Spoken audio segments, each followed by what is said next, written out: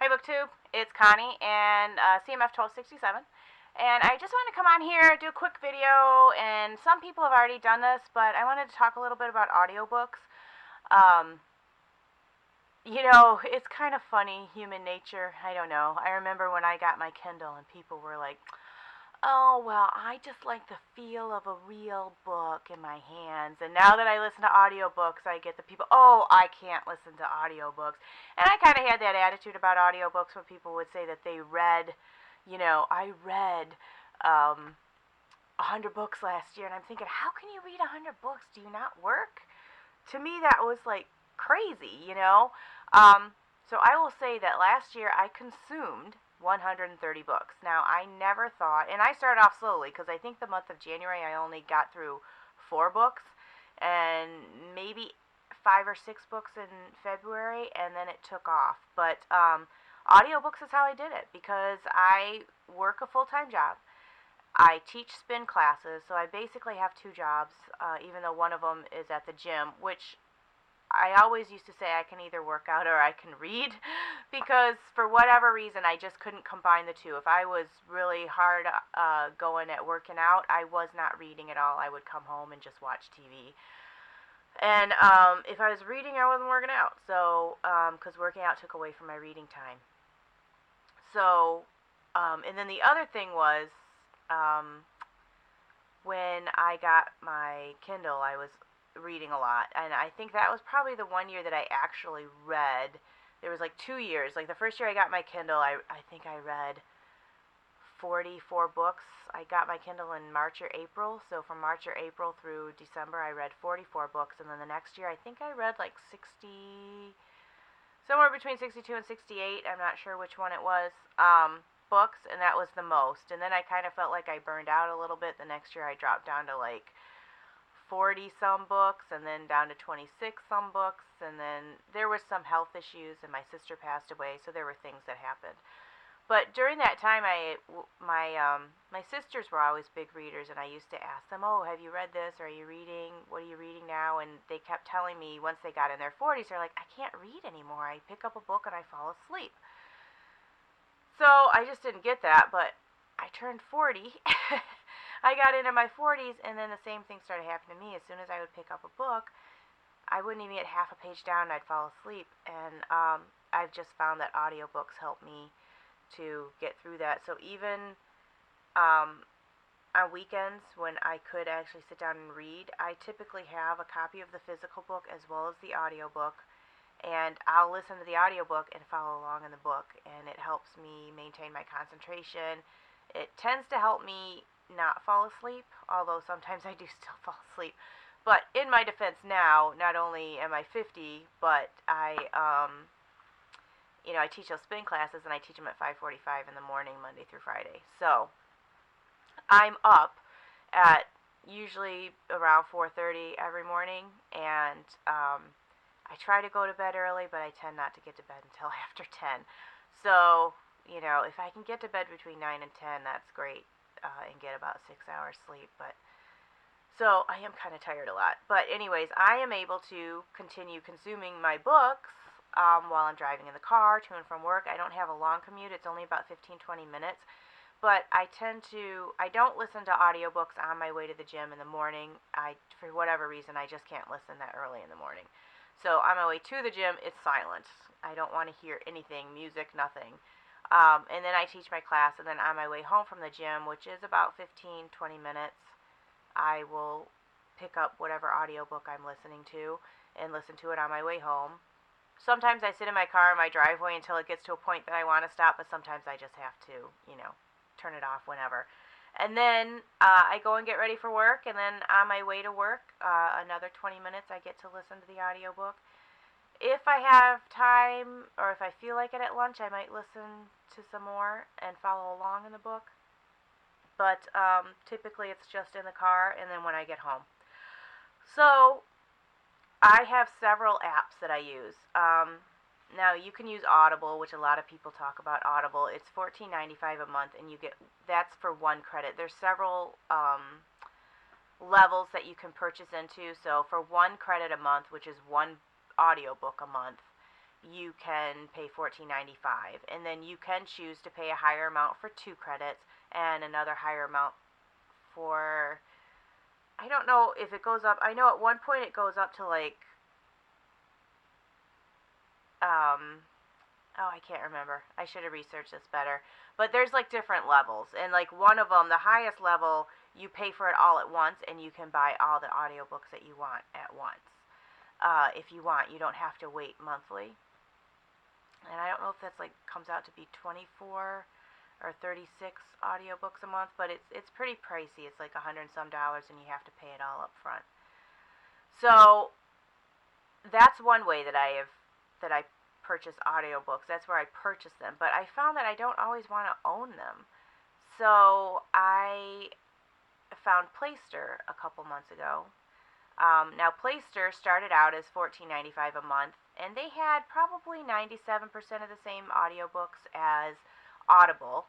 And again, they were $14.95 a month, so it was like the same price as Audible, but it's a streaming service. So you can listen to as many audiobooks as you want a month for $14.95. And, you know, I've been consuming about,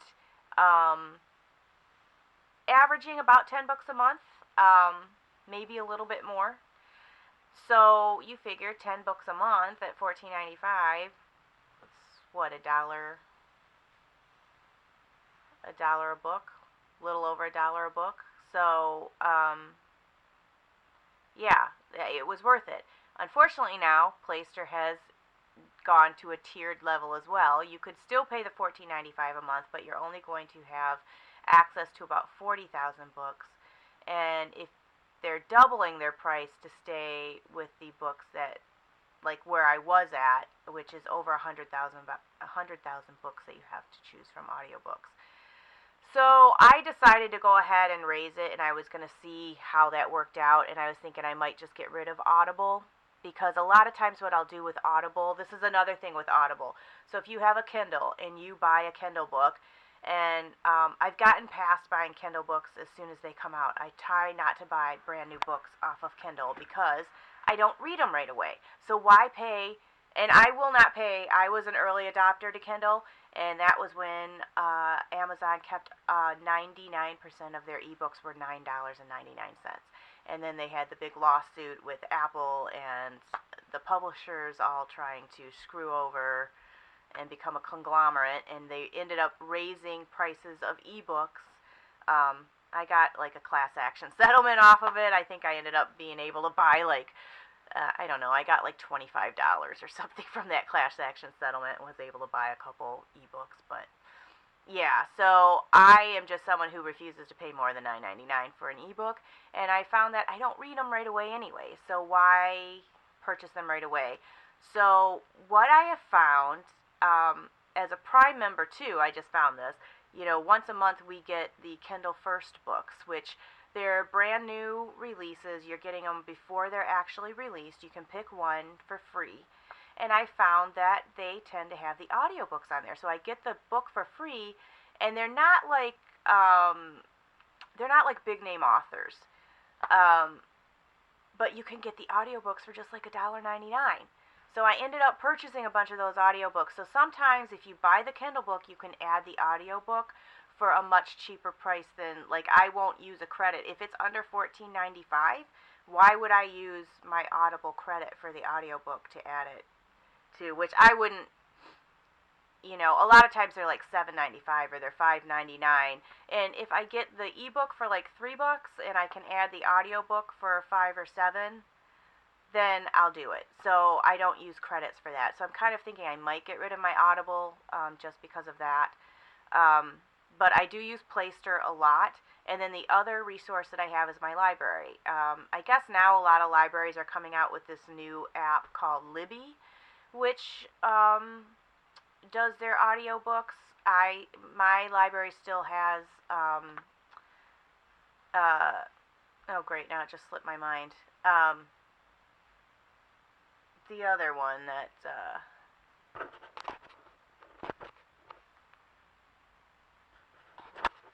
sorry about that. I just totally drew a blank and I had to get up and get my phone and look and see what the app is. So my library goes through Overdrive.